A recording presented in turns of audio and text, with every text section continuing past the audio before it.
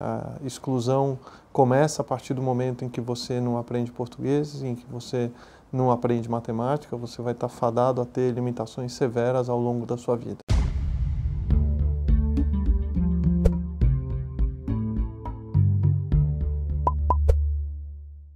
Olá, o Brasil entrevista hoje Eduardo Mufarrege, que é presidente da Somos Educação, o principal grupo, o maior grupo de educação básica no Brasil. O Eduardo tem contato de longa data com o setor educacional, é filho e neto de ex-professoras e vai falar um pouco conosco hoje sobre o contexto educacional do país. Olá, Eduardo, obrigada por nos receber. Eu queria começar te pedindo um diagnóstico geral mais amplo sobre educação no Brasil. O Brasil, nas últimas décadas, avançou bastante em termos de aumentar a escolaridade, incluir crianças e jovens na escola, mas a qualidade da educação é um grande nó ainda, né? A gente patina em testes que mensuram o desempenho, a aprendizagem, tanto nacionais quanto estrangeiros, e tem tido dificuldade de avançar nesse sentido. Assim, por que você acha que essas dificuldades persistem? Olha, de uma certa forma, eu acho que o Brasil fez uma decisão pela escolha do acesso e essa medida foi atendida, né? Então, acho que hoje a população brasileira em idade escolar, ela tem hoje acesso a vaga em sala de aula, com professor, enfim, com uma infraestrutura mínima. Por outro lado, à medida que se universalizou, né, o acesso à educação, eu acho que a gente prestou pouca atenção em qualidade, né? E agora a gente está ganhando bastante clareza, né, está caindo a ficha de que o tema qualidade de educação no Brasil ficou muito para trás. E que, como país, a gente precisa se consorciar e atacar essas questões rapidamente, para que a gente não perca aí mais uma geração de pessoas saindo do ensino fundamental 2, ensino médio, com pouca competência ou capacidade de ocupar o mercado de trabalho ou as próprias vagas na universidade. Acho que isso é de longe o principal gargalo hoje no Brasil, né? A exclusão começa a partir do momento em que você não aprende português, em que você não aprende matemática, você vai estar fadado a ter limitações severas ao longo da sua vida. Uhum. Então, trazer esse senso de urgência, essa necessidade para a mesa é primordial para que a gente possa, de fato, constituir gerações distintas. Hoje, acho que as condições de contorno estão dadas para que o Brasil consiga fazer isso.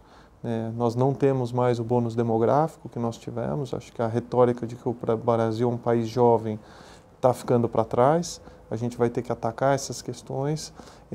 Disponibilidade de sala de aula e professores também é um dado, quer dizer, isso são recursos que estão disponíveis. Agora a gente precisa enfatizar na qualidade, quer dizer, trazer indicadores, avaliações e, mais importante, porque eu acho que o Brasil hoje, até do ponto de vista de avaliação, consegue ter diversos elementos que apontam aonde são as principais áreas de deficiência. Uhum. Mas o mais importante é que a gente consiga agir de forma efetiva em cima dessas lacunas que precisam ser trabalhadas, desde a primeira infância até os outros segmentos. Você mencionou o professor, né? Muitos especialistas em educação falam que um dos problemas do Brasil é a formação deficiente dos professores que frequentam cursos de formação, de pedagogia, que tem pouco enfoque na parte prática, muita teoria e pouca prática, e que depois, quando esse professor se defronta com a realidade da sala de aula, ele tem dificuldade de ensinar mesmo. Vocês percebem isso? Vocês que estão presentes em tantas escolas no país como um todo, vocês percebem esse problema da formação do professor, ou você acha que esse não é uma das nossas principais dificuldades? Eu vou dividir a resposta em duas partes. A questão da formação certamente é um problema. Hoje, se a gente fosse fazer uma analogia em relação a um outro tipo de carreira, como a medicina, como se você cursasse o curso de medicina e você, ao longo da sua trajetória acadêmica, você tivesse muita exposição à parte teórica e quase que nenhuma exposição à parte prática. E que, a partir do momento em que você formou-se na universidade, que você tivesse que operar um paciente, sem ter passado por um processo de residência. É isso que acontece hoje na educação, quer dizer, a formação inicial não prepara para a sala de aula, ela não prepara para a dinâmica do que a escola hoje demanda, não prepara para o jovem de hoje. Quer dizer, não existe uma residência pedagógica instalada de forma efetiva. Os cursos de licenciatura, ao meu ver, eles precisam se renovar, eles precisam passar por um processo de revisão das suas práticas, ancorados muito na experiência do aluno, na prática de sala de aula e menos em teorias de educação, que são importantes, mas não são essenciais para o que a sala de aula de hoje demanda. Além disso, existe um segundo agravante, que é o apetite ou a atratividade da carreira do professor, né?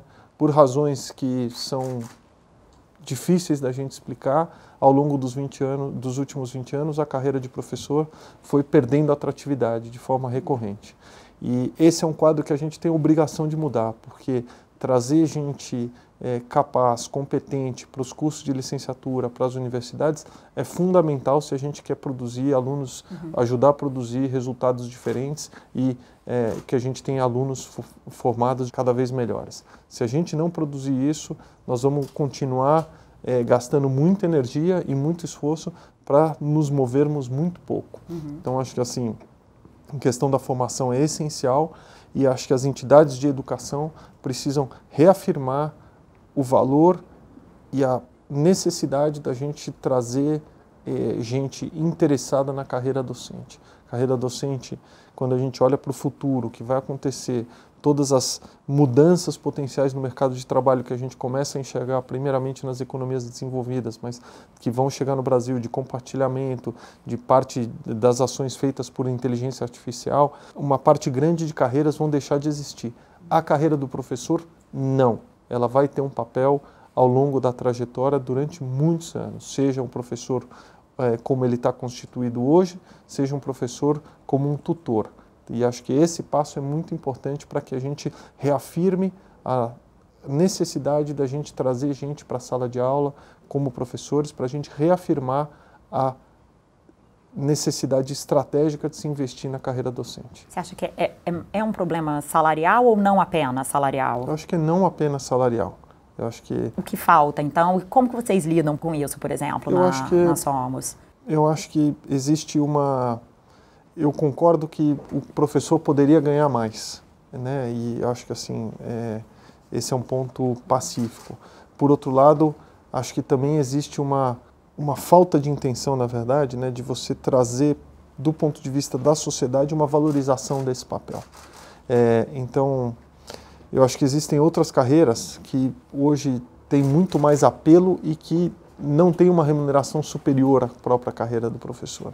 Você tem N situações de ex-professores que são pessoas de profundo sucesso empresarial, né? Basta você ver os grupos que existem na área de educação, entre Objetivo, próprio Ângulo, outros grupos, redes de colégios que se desenvolveram aí ao longo dos últimos anos. Então, quer dizer, a carreira docente ou a carreira do professor é uma carreira promissora, porém isso não é dito, isso não é trazido para a mesa. Então acho que claramente existe uma oportunidade para que os professores possam receber mais e ganhar e ter um nível de reconhecimento mais elevado, mas eu também acho que existe uma falta de narrativa de que essa carreira não só ela tem muitos anos de estrada aí pela frente, mas ela também, para aqueles que querem empreender em educação, oferece uma oportunidade muito grande. Você acha que o Brasil tem dado passos na direção de melhorar alguns desses pontos que a gente já discutiu até agora, a qualidade da educação, essa questão da valorização do professor, ou estamos ainda tateando? Eu acho que alguns desses pontos estão sendo trabalhados. Talvez não da forma como a gente, ou na intensidade que a gente gostaria. Agora sim, o Brasil passou nos últimos 15 anos por um ciclo de investimento elevadíssimo no ensino superior, o que detrimental à educação básica, o que é um ponto de preocupação importante. Quer dizer, hoje, para qualquer pessoa que chega no Brasil, um estrangeiro, que você tem que explicar que as pessoas que cursaram a escola privada e que têm recursos financeiros normalmente vão para uma universidade pública gratuita, e a pessoa que cursou a escola pública, normalmente de qualidade inferior, acaba indo para a universidade privada, é uma equação que não faz sentido, né? Obviamente não cabe a mim dizer o que eu faria se eu estivesse no lugar do presidente da República ou do ministro da Educação, mas eu acho que é um ponto muito claro de que a gente precisa orientar nossos investimentos para a educação básica. Se a gente não ajudar a formar gente com espírito crítico, que consiga se comunicar, que consiga ter um raciocínio lógico mínimo, a gente vai ter muita dificuldade do ponto de vista de eficiência no mercado de trabalho, de produtividade, que são os problemas que o Brasil está vivendo hoje. Todos esses problemas são reflexos de uma educação básica muito precária.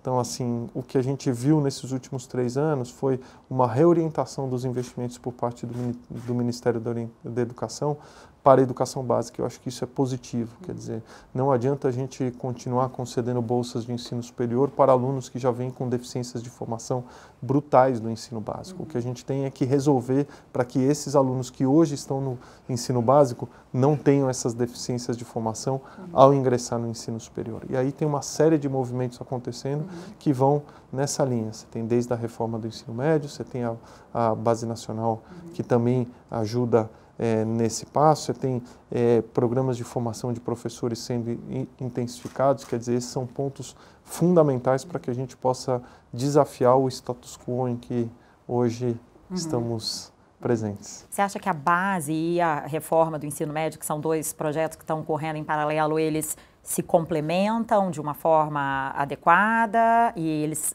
são um passo na direção correta? Eles são suficientes para os desafios que a gente tem agora pela frente? Porque você falou, o Brasil ficou muito atrás, né, em relação a outros países e, por conseguinte, teria que andar mais rapidamente. Você acha que esses projetos, quando implementados, darão conta disso, das mudanças necessárias para a qualidade da educação avançar? Eu acho que, em parte. É difícil, eu não acho que tem uma fórmula comum que é o que vai resolver todas as questões. Acho que existe uma coletânea de movimentos que ajudam o Brasil a avançar na direção correta. O que são os pontos positivos aí dessas... Eu acho, começando pela reforma do ensino médio, claramente você trazer a possibilidade do aluno de escolher uma vocação ao longo do ensino médio. Acho que isso é fundamental. Quer dizer, o Brasil é dos poucos países do mundo que não vocacionam o aluno no ensino médio. Os indivíduos são diferentes, as áreas de interesse são diferentes, não faz sentido você obrigar todos os alunos a terem que consumir 13 disciplinas com o mesmo tipo de carga horária. Hoje o Brasil tem um problema de carga horária limitada com excesso de disciplinas. Então, assim, esse é um ponto que precisa ser atacado, você precisa aprofundar nas áreas de interesse daquele aluno, né, e fazer com que aqueles pontos onde o interesse dele é diminuto ou praticamente não existe, para que isso seja eliminado da carga horária obrigatória daquele aluno. E mantendo muito o essencial, quer dizer, o que é essencial para todos os alunos do Brasil?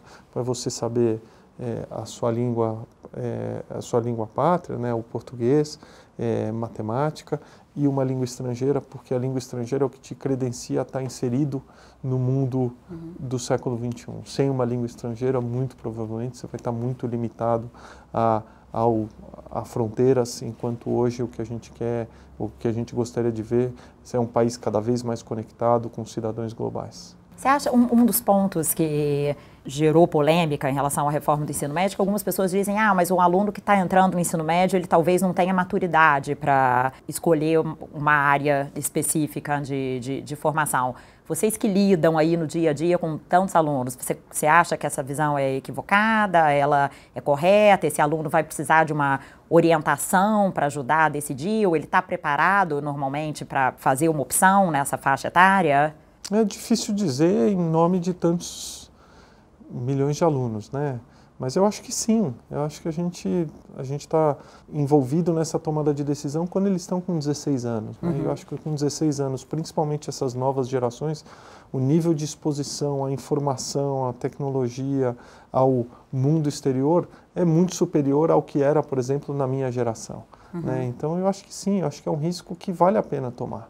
É muito mais, eu acho que é muito mais regenerativo do que mantê-lo numa sala de aula tendo uma carga horária fixa que atende a média, mas que na verdade no final do dia não está atendendo a ninguém. Então acho que vocacionar o aluno é fundamental se a gente quer desenvolver áreas de interesse, se a gente quer desenvolver áreas de aptidão. Acho que o caminho do ensino técnico também ele passa a ser uma possibilidade cada vez mais real, porque você tem uma parte importante da população hoje que sai do ensino tradicional e não vai para a universidade. Então, você viabilizar um caminho através do qual essa pessoa cursa o ensino técnico e passa a ter uma formação profissional específica que ajuda a colocação no mercado de trabalho, acho que tudo isso vai em linha com os objetivos de educação, que é, em parte, formação de indivíduo, mas também de formação para o mercado de trabalho e para as universidades. Agora, você acha que o país, as escolas, as redes estão preparadas para as mudanças que vão ser necessárias em termos de infraestrutura, para se adequar a essa nova realidade? Oferta de cursos, né? Um dos comentários que tem sido bastante feito, uma das preocupações que tem surgido mas as redes, por exemplo, vão ter disponibilidade para fazer uma oferta de fato ampla, ou os alunos em alguns lugares vão ter um cardápio muito limitado de escolha? Como que você vê essa questão da adequação da infraestrutura, né, digamos assim? Essa pergunta é super importante, porque acho que assim, como toda mudança, ela gera um certo grau de ambiguidade, né? E enquanto a gente não viver a mudança, eu acho que vão ter muitas dúvidas aí ao longo desse momento. De uma certa forma, o que eu vejo é o seguinte: grandes redes vão ter menos limitações porque você passa a ter uma população de alunos maior e onde cada uma das áreas de conhecimento que os alunos eventualmente optarem tem uma massa crítica mínima. Em redes menores, isso passa a ser um limitador e aí, eventualmente, o menu de opções pode ser de fato menor, principalmente em cidades menores, onde você tem redes mais restritas ou eventualmente você tem uma escola de ensino médio com uma turma de 20, 30 alunos, vai ser difícil segmentar essa turma em 5 áreas distintas. Vai ser um desafio para toda a educação brasileira, seja para a educação pública, seja para a educação privada, porque isso vai pressupor planos de aulas diferentes, ensalamento diferente, a gente não vai ter muita clareza de quais vão ser as escolhas dos alunos num determinado ano, então, eventualmente, num determinado ano você vai ter excesso de alunos num tipo de turma, num outro ano você vai ter uma menor quantidade de alunos num outro tipo de turma, e eu acho que a gente vai ter que se adequar. É um desafio para nós, né, que operamos aí 30 escolas, né, de ensino básico no Brasil, vai ser um desafio, mas, de novo, é um desafio que a direção dele é no contexto certo, quer dizer, a gente acha que vai trazer valor para a educação brasileira, vai trazer valor para o aluno, então é um movimento que, apesar de ser super complexo do ponto de vista de implementação, vai valer a pena. O que pode ser que aconteça é você também vocacionar escolas no ensino médio, quer dizer, você ter determinadas unidades escolares que vão oferecer um tipo de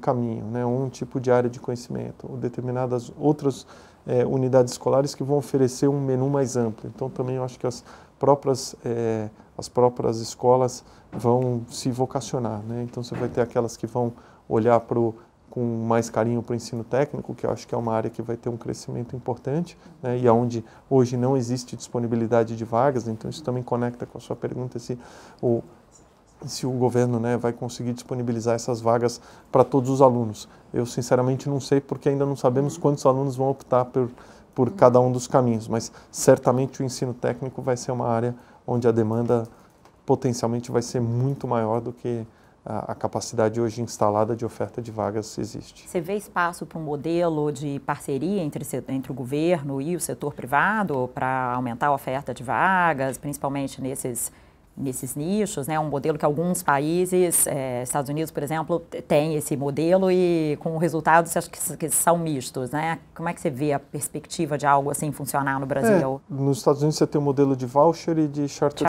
schools. Né? Os charter schools vão muito bem. O modelo de voucher não foi tão bem especificamente em Washington, D.C., que tem uma situação específica que acabou não indo tão bem. O que eu vejo é o seguinte, para o ensino tradicional, propedêutico, esse provavelmente não tem espaço para parceria público-privada, porque você vai ter um excesso de vagas, né, por uma quantidade de alunos que no tempo, infelizmente, pela questão demográfica, é cadente. Então, acho que ali o governo vai continuar sendo o grande fornecedor de vagas dentro das escolas.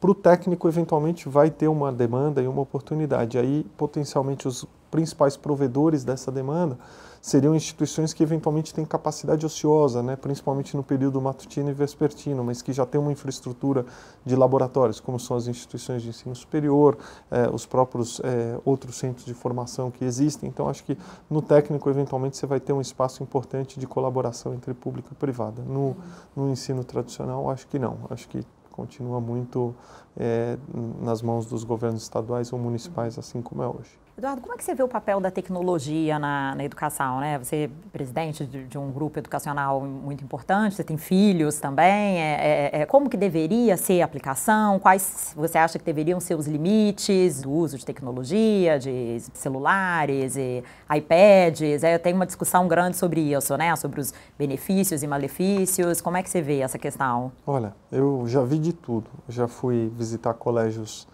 nos Estados Unidos, no Peru, onde a interface do professor com os alunos é muito na orientação de como operar a própria tecnologia, mas que grande parte do processo de aprendizagem está sendo feito dentro de uma plataforma e não através de uma aula expositiva ou da disseminação do conteúdo. E existe também um modelo aqui no Brasil muito tradicional de você ter aula expositiva com quadro e copiando o quadro e assumir isso como uma ferramenta de assimilação. Eu acho que a solução está meio entre os dois caminhos. Tá? Acho que o professor tem um papel importante, cada vez mais um papel de curadoria dos alunos. Cada aluno vai ter a sua trilha de aprendizagem individualizada, eles aprendem em ritmos diferentes, com mídias diferentes, em processos diferentes. Eu acho que a escola vai desenvolver cada vez mais um olhar para isso e entender que a velocidade de aprendizagem ou aptidão de um determinado aluno é muito intrínseca, é muito específica a ele e não algo que você aplica de forma generalizada. Atividades em grupo vão ganhar cada vez mais relevância, seja com o uso de tecnologia ou sem o uso de tecnologia. Desenvolvimento de trabalhos em projetos também é algo que vai ganhar muita relevância, quer dizer, você aprender fazendo. Acho que essa vai ser uma tendência que também veio para ficar. Então, assim, o que eu tenho clareza é que o modelo de sala de aula expositiva, assim como existe no Brasil e prevalece hoje em grande parte das escolas, muito provavelmente ele vai passar por um processo de transformação acelerada. Parte desse processo de transformação vai ser por uma ocupação maior de tecnologia, seja através da utilização de dispositivos ou de ferramentas, seja através de outros tipos de modelo de sala de aula e de atividades que são muito mais atraentes para o aluno, propiciam caminhos de aprendizagem distintos e que eu acho que levam a resultados finais mais interessantes para as instituições. Então, hoje acho que assim existe muito uma visão de que a tecnologia, né, eventualmente ela pode estar polarizando com a educação tradicional, quando na verdade não é isso, né? Eu acho que as duas ações deveriam ser convergentes, quer dizer, você tem uma prática de sala de aula onde o professor de fato traz um tipo de conhecimento e discussão para a mesa e a partir dali você tem diferentes interfaces entre alunos, seja entre eles, né, entre aluno com aluno, atividades de aprendizagem em grupo, seja através de uma ferramenta onde eventualmente eles podem fazer exercícios, práticas. E o interessante da tecnologia é que ela te permite também começar a ter o acompanhamento desse aluno na vida estudantil dele, o que é valioso, principalmente para você identificar aonde estão eventuais gaps, né? Então, onde estão lacunas que esse aluno precisa ir atrás. Então, a partir do momento que você passa a utilizar a tecnologia em tarefas de casa ou em atividades específicas, principalmente quando a gente fala das disciplinas de exatas, isso te dá bastante facilidade para entender aonde estão as dificuldades daquele determinado aluno, para que você possa ter ações cirúrgicas específicas naquele momento e que você não tenha que esperar uma prova ou um simulado para poder fazer aquela interferência. Então, acho que nesse campo a tecnologia vai ajudar demais. Você já tem feito isso? Já.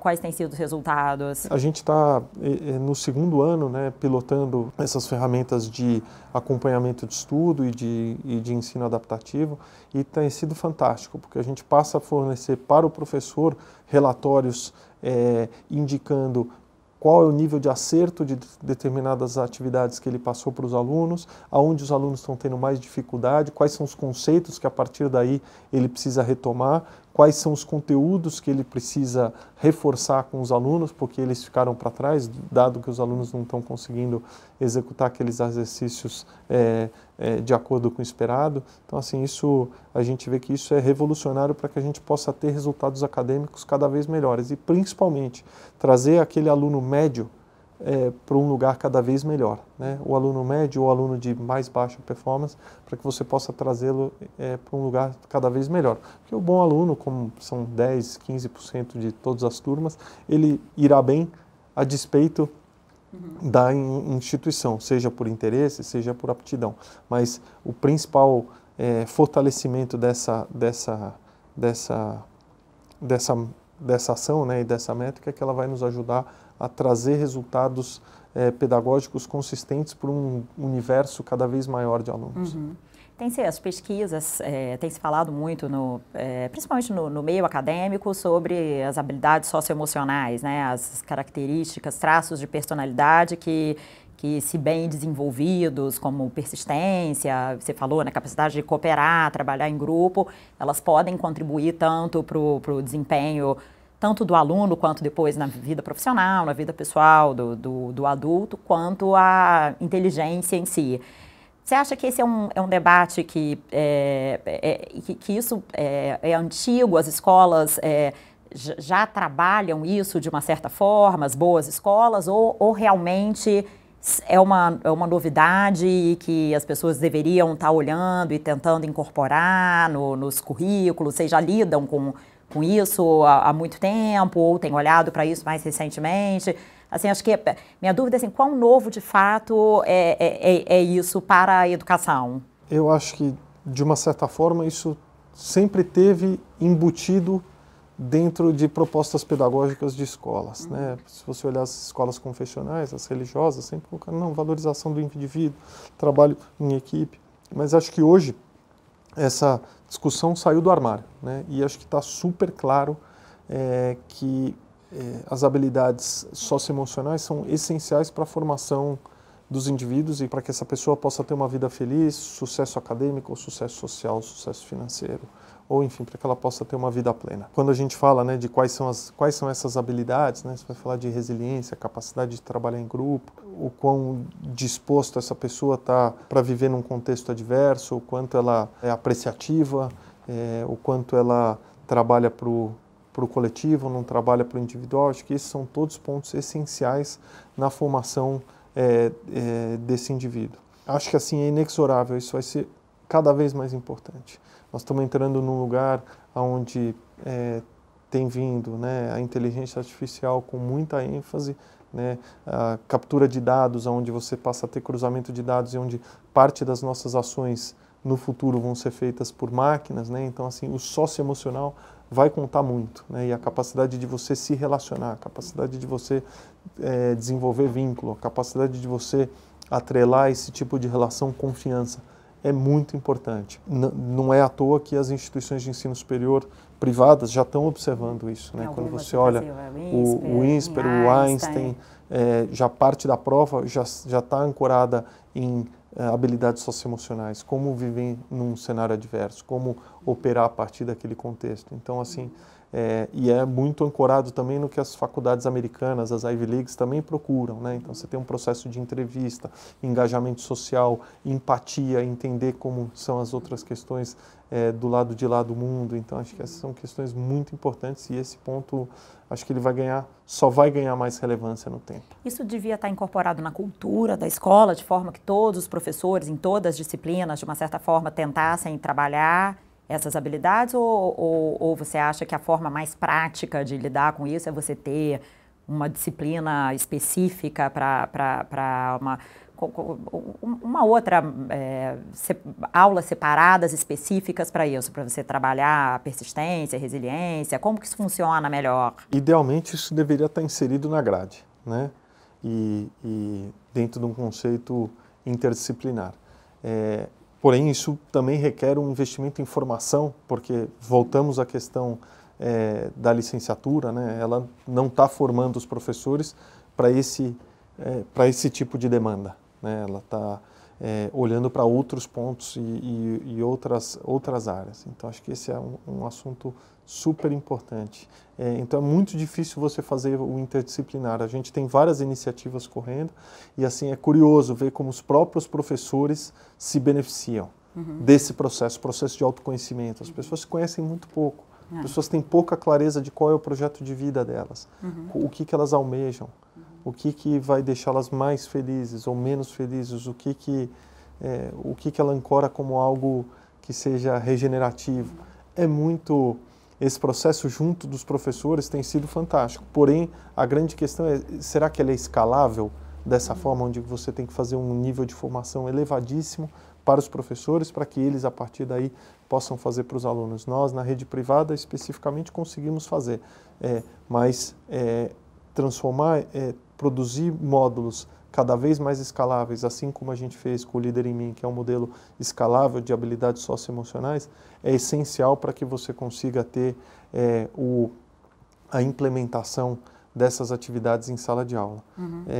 E eu acho que assim vai ser cada vez, como eu falei anteriormente, cada vez mais importante. As pessoas entenderem os objetivos, para onde elas estão indo, determinarem seus projetos, e isso deveria acontecer dentro da escola. Se for dentro no intracurricular ou se for fora, eu acho que assim idealmente deveria ser no intra, mas se for fora, não deveria deixar de ser feito por estar fora. Acho que ambos têm bastante valor. Para encerrar, eu queria te pedir para falar um pouco assim, como tem sido operar nesse setor educacional num momento de crise econômica e política profunda que o Brasil vem enfrentando nos últimos anos, né? Não é de um ano só para cá. Como que tem afetado o mercado, vocês em particular, como é que vocês veem as perspectivas para o setor? A educação privada no Brasil cresceu muito nos últimos 30 anos, né?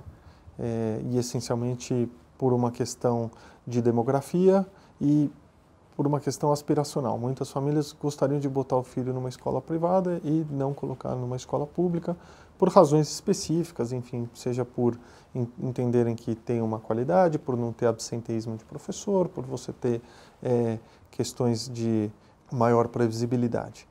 Nos últimos 3 anos, a gente passou a ver um cenário bastante desafiador para as escolas privadas do Brasil, porque com desaceleração econômica, parte das famílias que usavam a sua renda para sustentar essas mensalidades passaram a ter dificuldade de sustentar o valor das mensalidades, e isso criou um contexto muito desafiador para as escolas privadas do Brasil. Quer dizer, isso transformou esse cenário num cenário de maior dificuldade. Escolas é uma operação de alto volume de custo fixo, né? Então, uma sala de aula com 15 alunos ou com 30 alunos, ela tem basicamente o mesmo custo, né? Então, na medida em que você vai perdendo alunado, seja por uma migração para uma escola com uma mensalidade mais baixa, seja para a própria rede pública, como aconteceu em diversas frentes, grande parte da rentabilidade, né, dessas escolas, que é o que, enfim,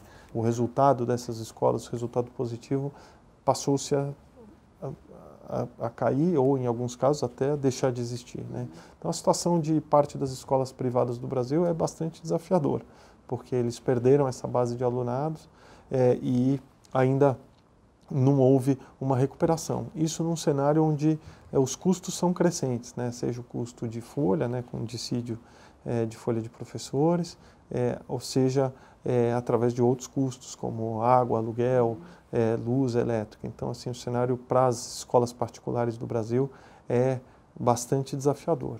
Isso nos afeta na medida em que grande parte dessas escolas são nossas clientes, né? Eles compram material didático, ou outros tipos de soluções da Somos, e eles passam a ter algum tipo de dificuldade, seja para a aquisição dessas soluções e ofertas, seja no próprio tipo de necessidade que eles têm de apoio de operação. Então, a gente tem cada vez mais estado perto das escolas, dando orientação de gestão, como ele pode trabalhar para ter uma maior previsibilidade, gestão de inadimplência, que é uma questão que aumentou muito, né, na rede particular no Brasil. Então, assim, esse é um ponto bastante importante, onde o setor está bem desafiado. Acho que não é estrutural, né, não é uma questão que veio para ficar. Acho que na medida em que a economia voltar a performar com um resultado de PIB positivo, a tendência é que essa equação, eu não acho que ela se normaliza, mas ela passa a ter uma reversão de tendência. Mas o que a gente viu nos últimos 3 anos para a rede privada no Brasil foi muito duro.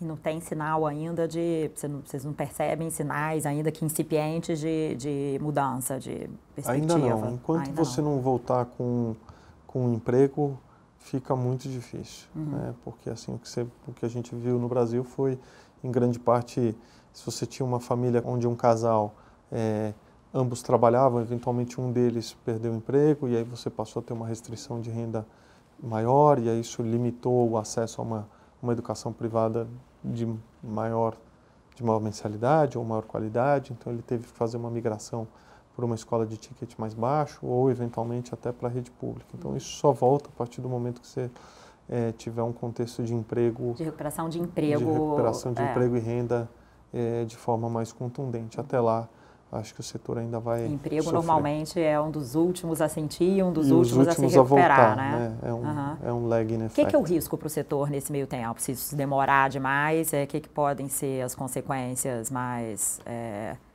drásticas? Acho que o principal risco hoje e como já começa a acontecer, várias escolas fechando, né, por limitação de presença de alunos, problema para pagamento de folha, né? É um segmento onde a parte de custo fixo é muito relevante. Então, acho que essa é uma tendência que está acontecendo, né? Então, assim, isso afeta todo o ecossistema. As escolas fechando é ruim para as famílias, porque você tem que deslocar um determinado aluno que já estava inserido dentro daquele sistema para uma outra instituição. Isso nunca é bom, é uma disrupção. Para os professores é ruim, porque eles também perdem um local de trabalho. Então, acho que esse hoje é o principal risco, e é um pouco do que a gente tem visto